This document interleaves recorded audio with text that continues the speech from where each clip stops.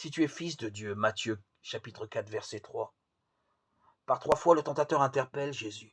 Cela se passe dans 3 lieux différents, le désert, le temple, la montagne. Le désert, c'est le lieu de la faim et de la soif.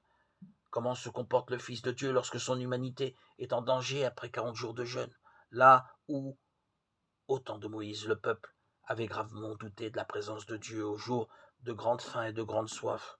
Le Fils de Dieu lui répond au tentateur en citant l'Écriture. L'homme ne vit pas seulement de pain, mais de toute parole qui sort de la bouche de Dieu. Plus tard, il dira à ses disciples, ma nourriture, c'est de faire la volonté de celui qui m'a envoyé. Jean 4, 34. On reste confondu devant une telle confiance. Le temple, lui, est le lieu de la prière. Celle-ci est-elle un levier sur Dieu pour obtenir de lui l'accomplissement de nos désirs?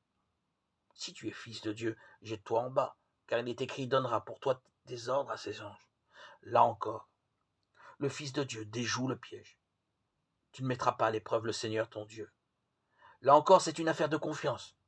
Il sait, parce qu'il est le Fils précisément, que son Père comblera tous ses besoins, tous ses désirs et plus encore. Quant à la montagne d'où l'on peut voir et convoiter tous les royaumes de la terre, elle représente l'un des plus grands dangers de nos vies.